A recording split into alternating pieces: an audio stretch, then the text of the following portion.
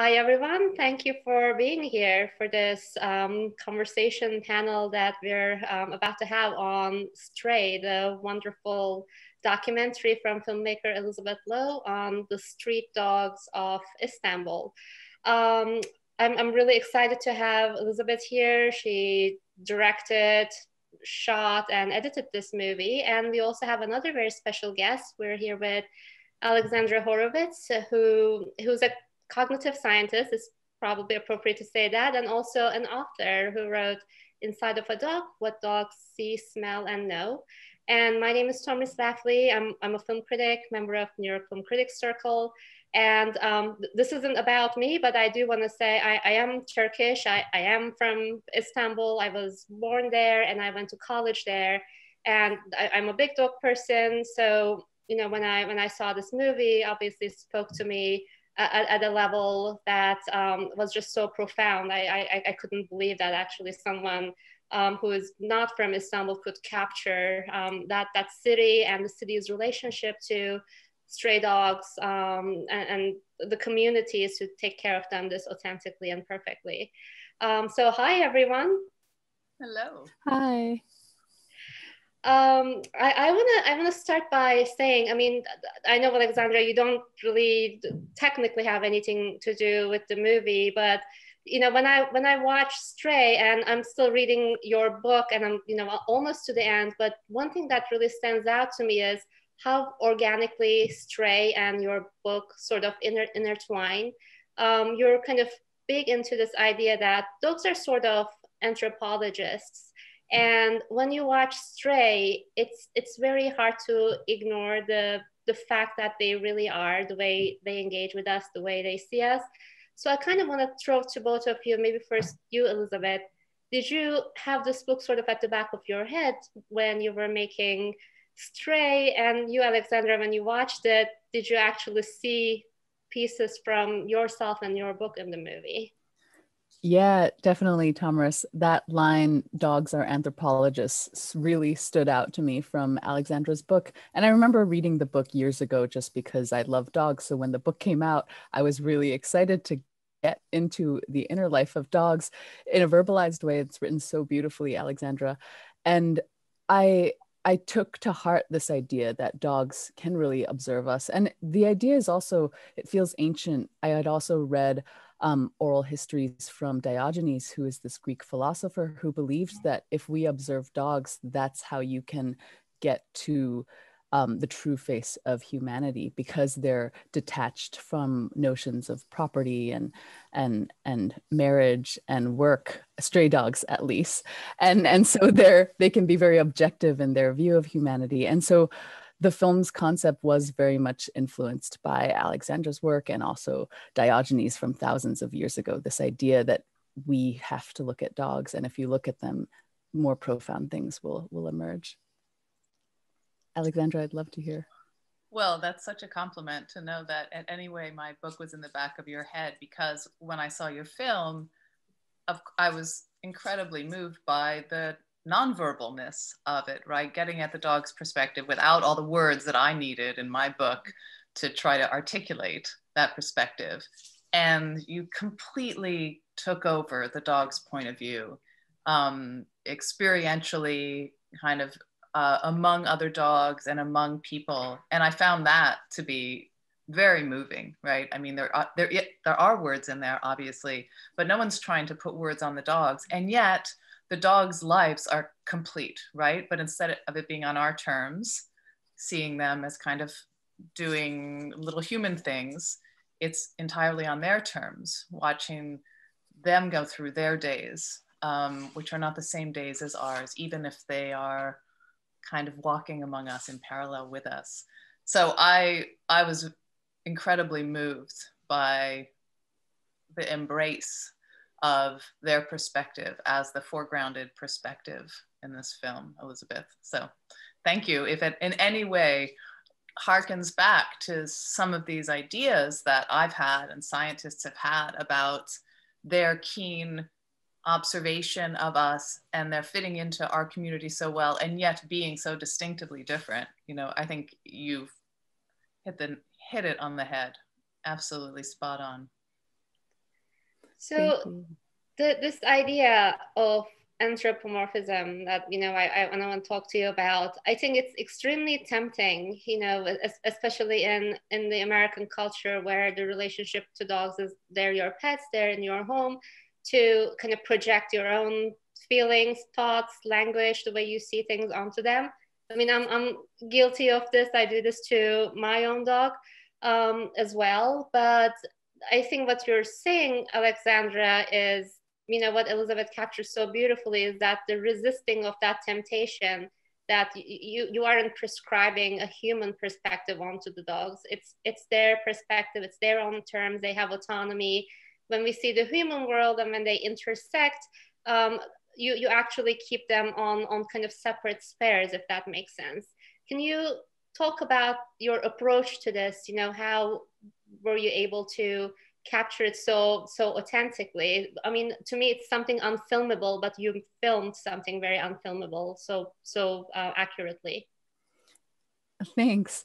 I think it's funny because the film is mostly without dialogue, and that was really important because I think this was a film that was attempting to go into the space of the nonverbal, into a language that extends beyond the human sort of verbal one. And it's something that Alexandra's book describes so well. When dogs play, it's so much in the physical gestures, and a lot of times we miss those as humans.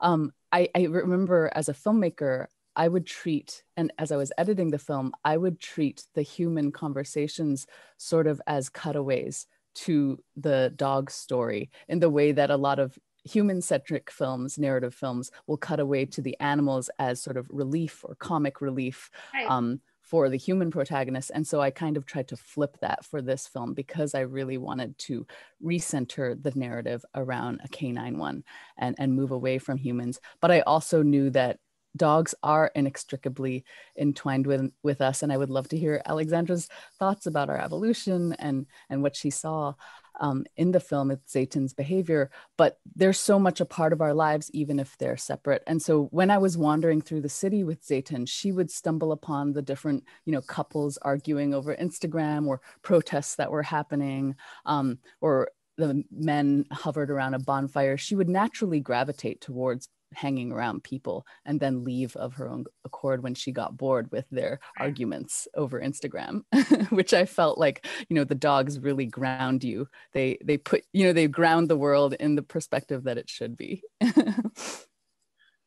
You know, I mean, I thought it was a beautiful contrast between kind of that anthropomorphized world of dogs and the world of Zeytin and the other strays. There's one moment early on where they encounter a little dog or two who are wearing jackets, little dogs who are being led on leash.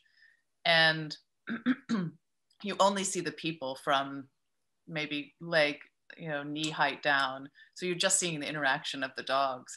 And the whole way that these are almost completely different species in terms of how we see them was represented in that little moment really fabulously. And yet they're both of the dogs were trying to interact with each other. And it was entirely because of the constraints and the sort of strange shape that we put dogs in the jacket, on the leash, hurrying along, not saying hello to other members of your species by sniffing, that they weren't able to interact. But there was a little moment of them attempting to, nonetheless. They recognized each other, but you could see how dissimilar they are.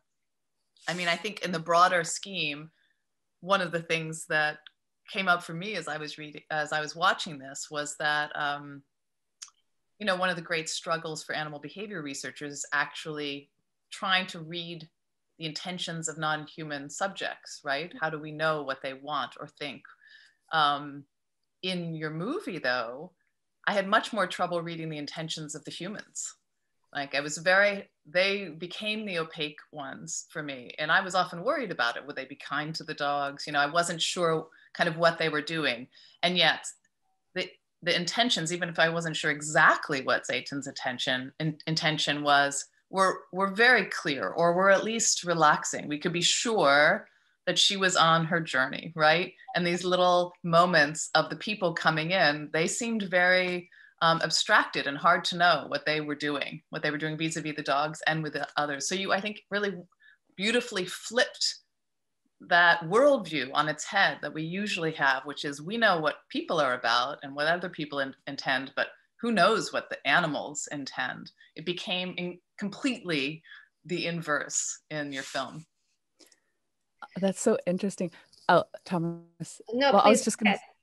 I was going to say, yeah, there's this moment, like even while I was filming, I would never know what people were about to do. And this may also be cultural because I'm an outsider to this society. Like when the trash truck pulls in and Zeytin and Nazar are fighting over the bone, and you see in the background, the trash truck driver starts to get out of his car. And at that moment, I thought I had no idea what he was going to do. And a lot of audience members have told me that they thought that he was about to sort of take the bones away from them or shoo them away. But he comes to step in to, negotiate fairness and justice among this tiny drama among the dogs. And I was just really struck by that I'm in this society, in this world that decides to pay attention to even, the dramas of street dogs, and people will intervene if they feel that there's unfairness. And I was just struck by that and really moved by being a part of Turkish society in this aspect of it. I mean, this conversation is sort of, illuminating to me that you probably benefited in your filmmaker from not being from Istanbul or not being extremely familiar, because I think that allowed you to have a little bit of a surprise element. Because, when I was watching the movie, I didn't have the same reaction with the guy who was about to put some justice, like, oh, you're greedy, take the bone away. But because, I observed that for years and years every day, people don't mind the dogs kind of live on their own. But I think as a filmmaker, that probably was, a benefit for you. Can you talk about that? This surprising aspect of, not knowing what you were going to get. I mean, especially in a movie with animals and children, don't they say in film school, don't make movies with animal, children, and on the water? You kind of did 2 out of 3 of them. Yeah. I mean, I grew to really love the feeling of being a complete outsider and not understanding the language at all, except for gel, which is come, I think, to the dogs. It was really incredible to me because I didn't understand what was being said verbally. I felt so much more a kinship and inhabiting perhaps what dogs feel as they navigate our society, that they're just reading our micro gestures in the way that I was when I was approaching people with my camera. How close could I get to them? How, at what point would they be pissed off that I was invading their personal space? And those were all thoughts going through my mind. And being in this limbo sort of position as, human, but not understanding what was around me, and people also perceiving me to not necessarily be a part of their society. So they maybe weren't holding me to the same rules. I felt very much like that was the position of the stray dog. You're half in and half out of human society. And it's a very wonderful and privileged position to be in. You're in the cracks, and in those cracks you're able to witness things that I think, had I maybe been Turkish or understood Turkish, maybe a lot of those conversations people wouldn't not have allowed me to film them. I mean, sorry, go ahead. No, reading the transcripts and understanding what people were saying, I was always constantly amazed by what we were able to capture. I mean, I can't tell you how extremely Turkish it is, that Instagram conversation. Like, this guy is extremely bothered about, this woman accepting a friendship and then just trying to rationalize it in a way. I'm like, this is just the most Turkish thing I've seen in a while. Yeah, I remember my co-producer said that too. Oh, really? Yeah. So it's like a little, window into the men of our society. Can I speak to this point too, because I think it's such an insightful point that you both bring up, that being from outside, being a foreigner, allows you to see others' interactions in a way that maybe you wouldn't typically. In many respects, that's exactly how I feel about studying non-humans, about studying dogs in particular. Because they're so familiar to us, we kind of assume we already know about them, right? And so we don't actually observe as carefully and closely. And so with dogs, once you kind of make them more alien, imagine them as alien, it's easier to see what they're actually doing, as opposed to kind of the blinders that go on when we assume we already know because they're familiar. And I would think actually a little with stray dogs, if you aren't already familiar with stray dogs, you would also be a little bit more on heightened alert. Let me look for all the behaviors that indicate what they're going to do and how it's going to go for them, until after a while, I'm sure you got much, much more familiar, Elizabeth, with, you know, the likelihood that they were going to make it across the street in the traffic and so forth, versus the first encounters you had with them there. So I love that there's this parallel between, you know, being an outsider to a place and to a topic maybe, and also being a scientist studying that place, trying to maintain some distance so that you can see it better. Yeah, it's really interesting. Before I went out to Turkey, it was my first time there. Going there to shoot was my first time ever to Turkey. And I remember being a little bit scared, or people would be like, well, how are you going to make this film? Like, they're stray dogs. And people have this impression or stereotype of the behavior of stray dogs, or the temperament of being vicious for some reason. And I was a little worried too, but I was like, I'm just going to go and we'll see what happens. And when I got to Turkey and Istanbul, like, the dogs are so well socialized, and maybe it's a factor of like the ones that have survived, or just like growing up in a city, they learn to navigate it in a way that I felt pet dogs almost seemed deficient socially compared to the street dogs of Istanbul. I would love to hear, Tomris and Alexandra, your insights into that. I mean, one thing I will say about it is I moved to US about 21 years ago. And the first thing that stood out to me is the lack of cats. And from my point of view, that was not exactly a bad thing, because the stray cats in Istanbul are extremely jumpy. They don't have any boundaries. It's not like the stray dogs that they kind of chill on their own. But then I also noticed there are no stray dogs here. And I just realized what kind of a void it created in me as a person. You know, I'm just so used to stepping outside, and then these animals are just around. Even if I don't, like you said, you know, it almost feels wrong to go like pet them and then say, hey, how are you doing? But I would just say hi, and that was a daily part of my day. And kind of just being removed from that made me realize it's an entirely different society without those animals roaming around. And that's one of the things your film reminded me of, that, you know, just the ability of feeling like a community, not with your fellow humans, but also canines, cats, not just, you know, squirrels and rats that you see in New York all the time. And I actually want to ask about this to both of you, both you, Elizabeth, as someone who made the film, and Alexandra.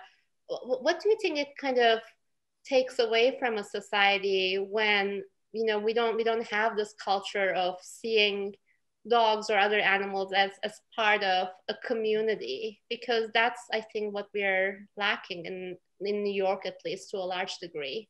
Mm-hmm. Isn't that interesting? Because certainly when there was a big stray population in New York, it was not desired. It was not the kind of community relationship where you felt like there were clearly lots of people who knew these dogs and had relationships with them, right? With those specific dogs sort of going about, or at least we're accustomed to dogs like that, and we're pleased to see them. That was never the relationship with strays in most of the US states that and cities that I know about. Instead, they were considered sort of pests. And in fact, their status as strays was a kind of indication of a failure of society, that we'd created too many dogs and now they had to go and forage on their own. Not that they would had the opportunity, right, to sort of forge their own life. So it is, I think it has been different here. And one thing that's lost to not have that kind of relationship that was captured by Elizabeth in Istanbul is that dogs are very much considered property in the US, and legally are property, of course.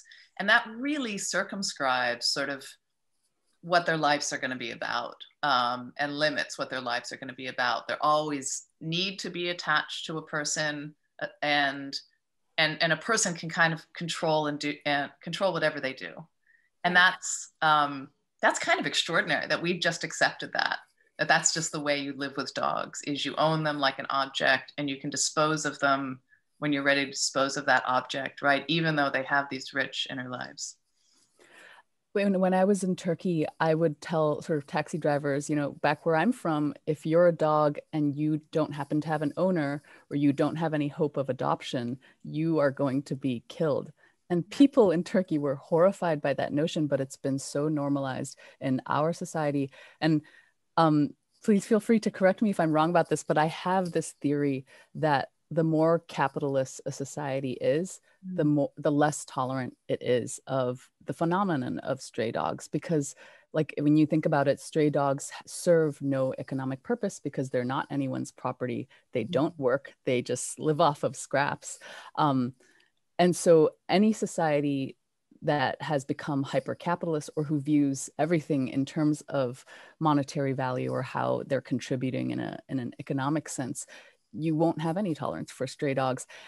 And I think it's so sad that our cities have turned their backs against stray dogs. And coming back from Istanbul, having spent months there filming and years, each time I came back to the States, I would feel this void also that maybe Tomris, you experienced, where, you know, when you leave a restaurant, your leftovers, the feeling of being able to just give it to somebody in need on the streets, you know, they take it or leave it. But that act of daily grace was something, you know, that in the United States, it becomes an act of waste constantly.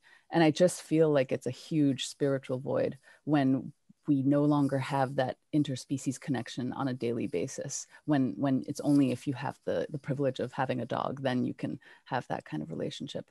And it makes me feel very sad. And sometimes when I made this film, I thought about how it feels like we're in this time. It's a miracle that these dogs have, you know, survived, and that the will of the people have kept them around. And there's laws that protect them where it's, you know, it's illegal to euthanize them or even hold them in captivity, which is such a radical notion that law would never pass in the States. And I wonder, Tomris, also if you think there's any point at which, you know, Turkey or Istanbul could develop economically to a place where suddenly the society turns its backs on the dogs. And I felt like I was documenting a time and place that is precious and that it could be fragile.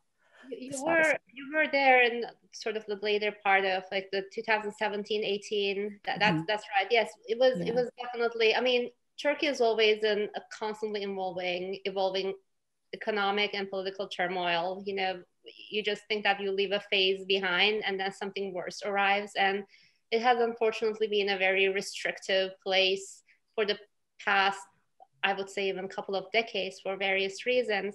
But you do bring up something that I think is correct about capitalism and relationship to nature and animals.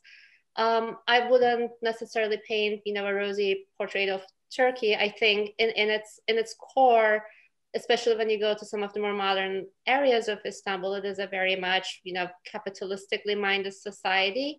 But I think there is also a lot of like hundreds and hundreds of years of history that comes with it, and there's still value in little independent shops, like a little butcher shop, or, you know, a little grocery store on the corner, not necessarily chains and big markets and malls everywhere. Those things exist in abundance, but there is also, you know, an act to protect these, you know, small places. And I feel like those are the people that make up a community, and those are the people who are actually really engaged with the, you know, these animals, making sure that they're fed, making sure that, you know, both of them have a separate bone, and so forth.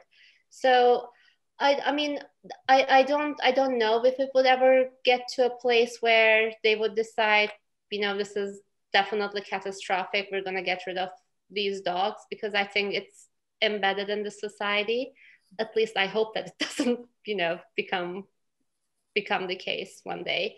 But I mean, I am also wondering, you know, just to go all the way back, because we got ahead and then covered a lot of the philosophical things that I really want to talk about. But I am also curious how you landed on Turkey, because I think what I at least read about this project is that you were first thinking that it will be maybe a worldwide effort. You would pick certain dogs in certain countries, and then you decided to focus on Turkey. How did that come about for you? Yeah, originally the idea behind the film was by showcasing how stray dogs are treated in different cultural contexts, it would sort of reveal how arbitrary the status and value that we assign to different species is. Because the mission of the film is to show, to try to flatten these interspecies hierarchies.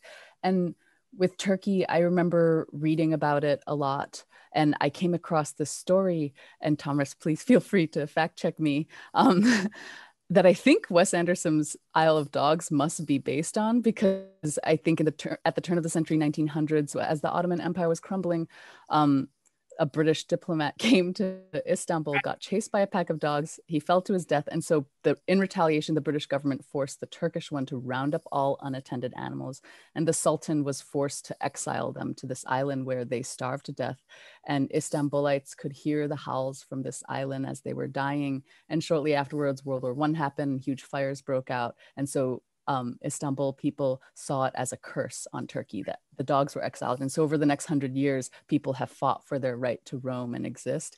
And to me, that idea was so compelling, that the dogs existed today because of the will of the people, because of non-human resilience.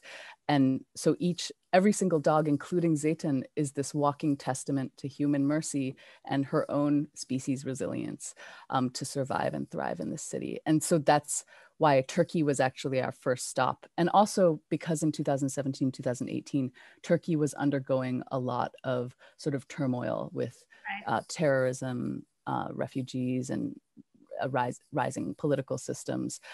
And so I also wanted to see if you could take a look at what was happening, take the pulse of a society through the peripheral gaze of, the members of its society who are technically on the lowest rung, even though I don't think that's the case in Istanbul. So that's and then once I got to Turkey, I just fell in love and felt like, one film was enough. You need multiple films maybe to even cover the stories that were there. And how did you end up finding Zeytin? And I want to interject here. Zeytin means olive in Turkish. And it's also a compliment sometimes when you see a person with really beautiful, deep, soulful eyes. You actually call it a person with the eyes of olive. So whoever named Zeytin, I'm sure they were thinking along those lines for sure. Oh, wow. That's wonderful to know. I didn't know that it's a compliment. I knew it meant olive. Zeytin, we were in an underground tunnel, and Alexandra, I'd love to sort of like hear your read or insights as a dog behaviorist about and cognitive scientist about Zeytin, maybe provide more insight into what we may not know about her. She was running with Nazar, sort of in this really busy underground tunnel filled with people, and they're weaving between legs. And in my mind, Zeynep and I, my co-producer, we were like, "Where's this stray dog going?" They seem like they have an appointment to catch, like they were the white rabbit in Alice in Wonderland. And so we chased after them, and they turned out to be on the heels of the young Syrian men who are in the film. And they have this on and off again relationship with them, where they create this makeshift family, where they provide literal and emotional warmth to each other on the streets. And their relationship was very moving to me. But the primary thing that made Zeytin become the star of the film was during the course of our production, a lot of the stray dogs that we tried to cast and film with, they would inadvertently sort of follow us back because they would bond with us and they were so engaged with the camera and like looking at me. But Zeytin was just one of these dogs who I could place the camera so close to her face and she would just stare right past me, because I think she was so independent. Like one time I did try to put a leash on her because I was trying to like drag her to a place where I wanted to film. And she just sat like this, like, no way. Like, what is this thing? You're trying to control my movements. No way. And sometimes I would try to bribe her with food, like kebabs and stuff. And she wouldn't even bother to wake up from her nap that I wanted to interrupt. And so her stubbornness was really integral to the filmmaking process, because then we could fulfill the conceit, which was to let a dog, a non-human, will envelop us in that and let it lead us somewhere that we wouldn't have been able to do by design.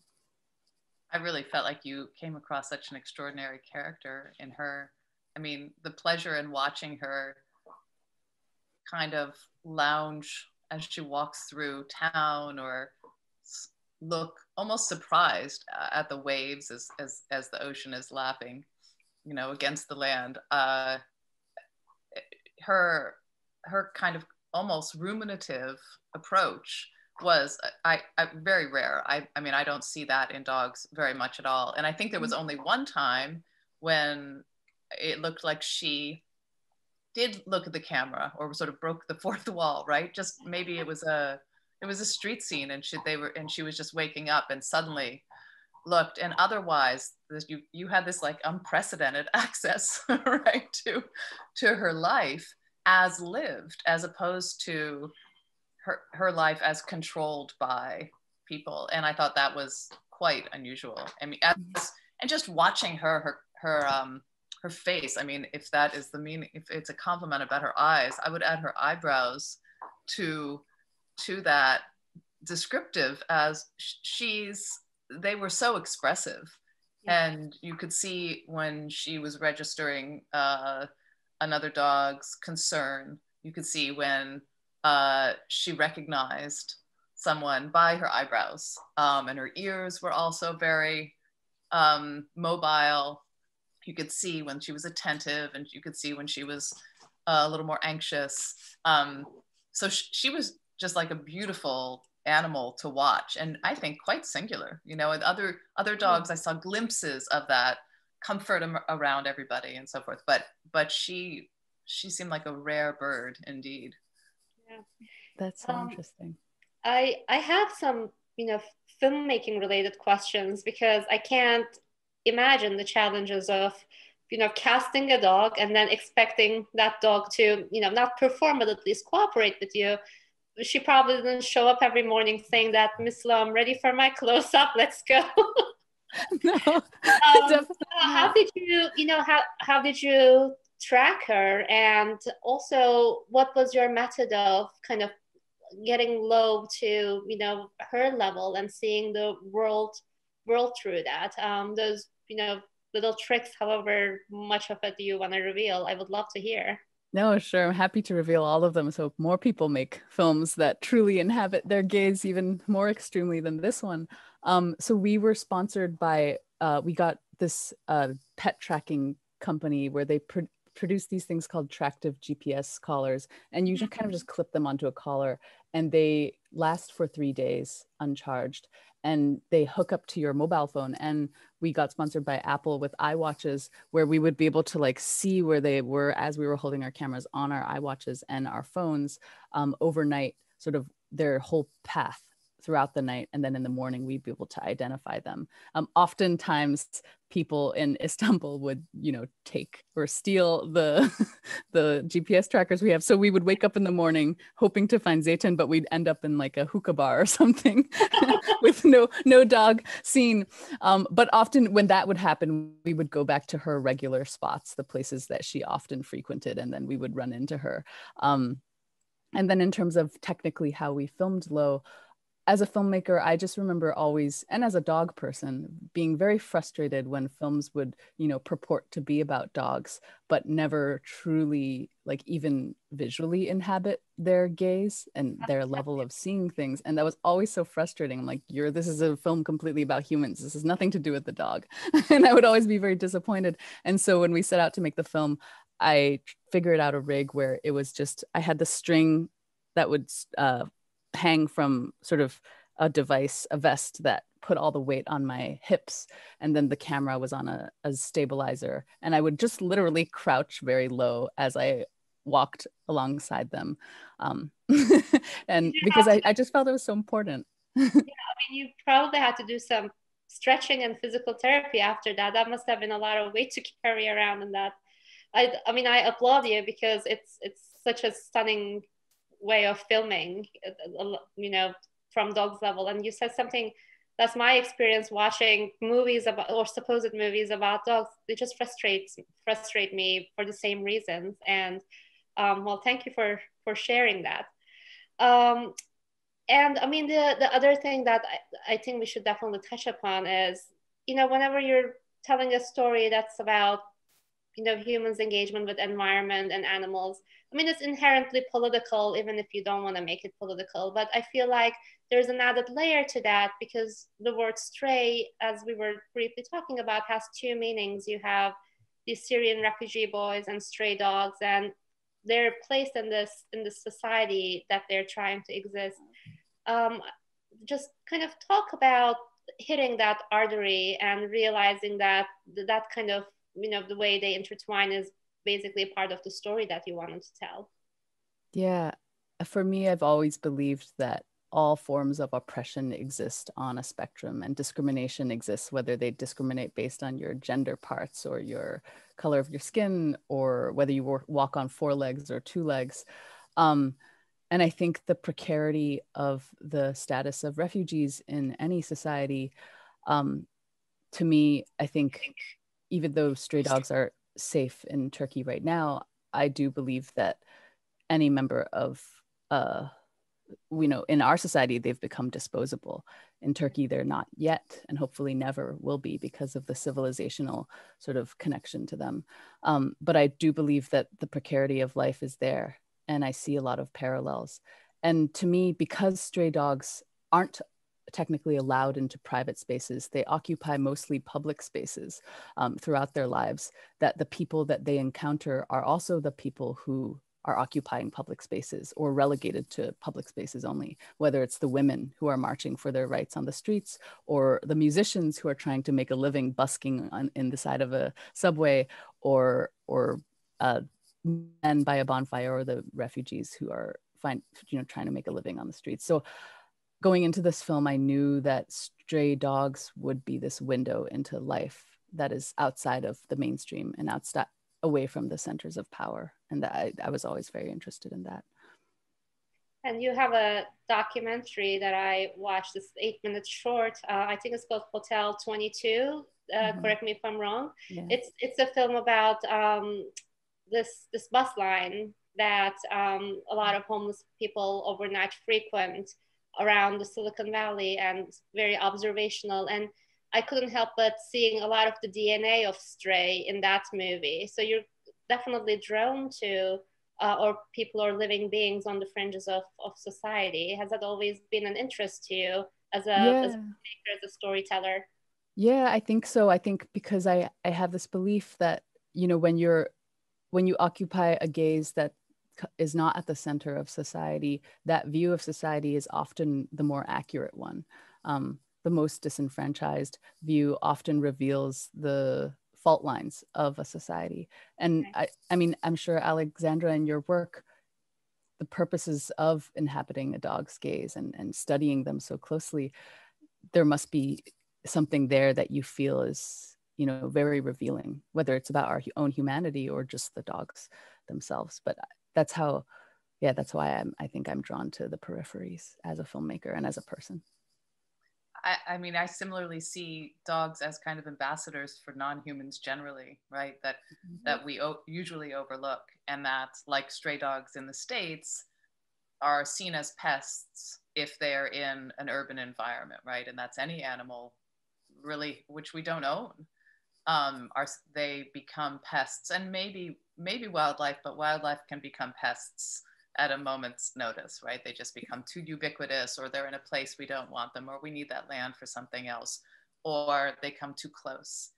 And so I see part of my mission in looking at dogs carefully to try to understand their point of view. It comes from a place of just strong interest in dogs and my own allegiance to that species, but also an interest in opening people's eyes to all the other non-human gazes, right? So I think there is a parallel there, and I'm doing it in this odd scientific way, and you're doing it beautifully visually, so beautifully, and I think subtly, that there's no overt message, but we come away, right, with the same appreciation for the boys who affiliate with these dogs as for the dogs. So I love that component of it. Thank you. And I mean, that is you know, a beautiful segue to this last question that I want to ask, because we talked about gaze, we talked about the dog's way of seeing, and Alexandra, that's a big part of your book. And you kind of, and correct me if I'm not putting the right words into this idea, but you define this concept of Umwelt. Am I pronouncing it correctly? Yeah. And it's, for a dog, it's through smell. And for us, I think smell is one of the lower ranking of our senses. We rely on other things. And Elizabeth, what I loved about your movie is that honoring both of these point of views, because you don't ever feel like you can smell something when you're watching a movie. But when I was watching Stray, I really did feel like, you know, my nose buds were activated. And I think that's testament to you. And you also have this beautiful sound design that honors the human's way of, you know, seeing and interpreting things. So I guess that's the last question. If you can talk about if you actually actively thought about the idea of being able to capture smell on film and have to convey that to humans in the way that a dog would experience it, if this question makes sense at all. No, definitely. I think unless we were entering 4D cinema where there would be smells and jolts as you're watching the film, I did think about how to portray the way a dog might be perceiving the world. And I actually wish that the film had gone further. If I were to make another film about this, I think how do you visually and rhythmically represent smells that, you know, probably they exist in a cacophony. I don't know, Alexandra, I'd love your insight. But for this film, yeah, I wish I had actually gone further in the kind of. Thank you very much. I mean, it's such a sensorially rich film, partly because you're right there among the dogs and you're looking at things which we don't look at, right? So part of our circumscription as visual creatures in experiencing the other ways of seeing is that we already have decided what there is to see in a scene. And I think in some kind of filmmaking that makes it easier to make the film because a lot of things are taken for granted, right? We're not looking that closely at a lot of elements of the scene. So when you start to look at all the elements of the scene, which we are kind of overlooking, right, they're very rich and it can be sometimes overpowering. And that is kind of analogous to how we experience smell. And also, you know, smells, they're on the ground, they're in fur, they're in the air, and you could see Zayton's, at least, experience of those, right? You could see her close examination of other dogs. You could see her suddenly catching a smell and taking off, right? Trotting away suddenly. And so I did feel like I was seeing that, right? And any kind of more literal interpretation of, right, once her smell universe would have come off, I think sort of too ham-handed, right? Instead, we want to just allude to the fact that there's this, she's moving through some slipstream of reality that we don't quite see. And you're just following her and trying to set the context for her movement. And that does enable us to see it at some level. Oh, thank you. That means a lot. This is beautifully put. That's basically what I felt too. And the sound design also goes to how accurately you capture the rhythms of a city that means a lot to me. You know, it's one of my favorite places in the world.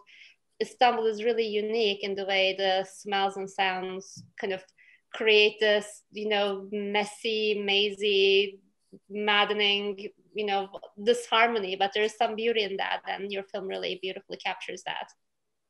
Thank you so much. Yeah, I love Istanbul and I wish to return. And I feel you're so lucky to have been born there and to be a part of that city. I wish to return one day too, hopefully when this pandemic is safely behind us. Yeah. Thank you so much, both Elizabeth and Alexandra. This was a lovely conversation. I feel like we can go on probably for another hour, but I think we're over the end of our time. Thank you so much. Thank you both also. This is so illuminating for me too.